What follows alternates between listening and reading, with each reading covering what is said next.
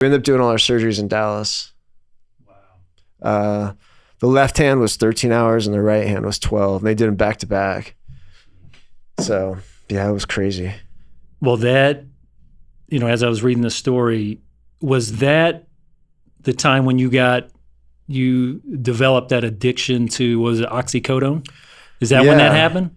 Yeah, I guess. And is that right? Yeah, I think it is. I mean, that's like a whole nother podcast. I grew up, growing up an athlete and growing up in Phoenix, I was exposed to a lot of drugs as like, I think a lot of young athletes are and young kids, but we'd go down to Mexico and, we'd buy like Somas, which are little muscle relaxers. And that was the cool thing to do. And it just seemed normal. And so you asked when it was really born. I think it was probably really born then in my adolescence, but when it was really watered and fueled was definitely, I was on Oxycontin for 2 years.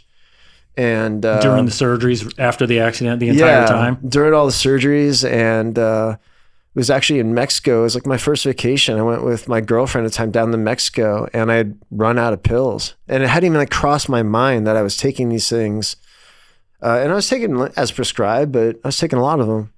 And I ran out down there, and I crawled up into a ball and went into withdrawals, and it was horrendous. And they got me back here, but I'm not lying to you. For the first 2 weeks, I went cold turkey, and for the first 2 weeks, I didn't sleep.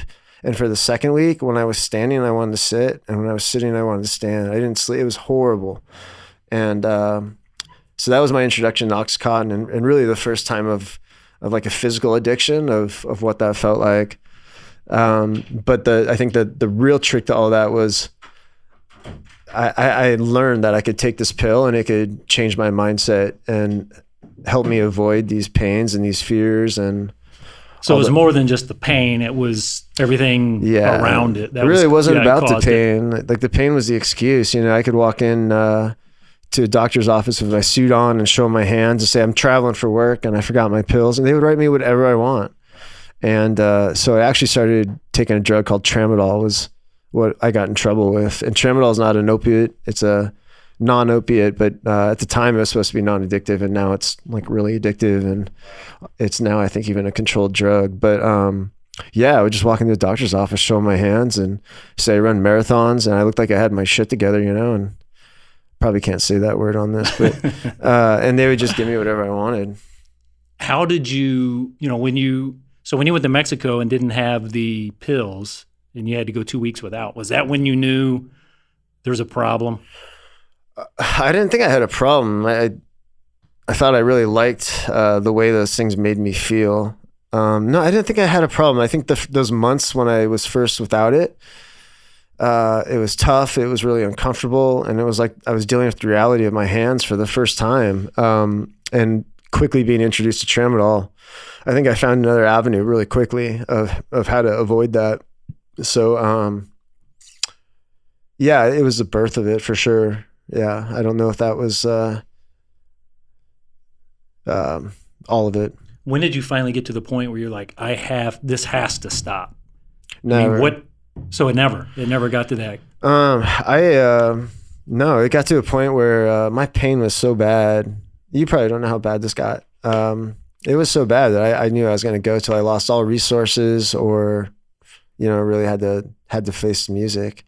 So you never tried to get completely off? It happened so quickly. No, I did my master's degree. I ran like 20 marathons. Oh, so you're doing all that when, and so my life was together, and it kind of all slowly came apart when I went through the divorce. I went through a tough divorce, and I started taking the pills again when I went through that.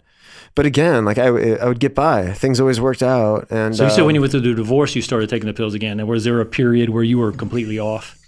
No, I'd have periods of months. I'd have months where I'd go a month without it. I'd grind without it, and then get back on it for 3 months, and then it was off. And it wasn't for the physical pain. It was just It was all about the mental. All the mental. Okay. That's what people don't understand about pain meds. Like it's when you stop taking it, it's not just 3 or 5 days of physical withdrawals.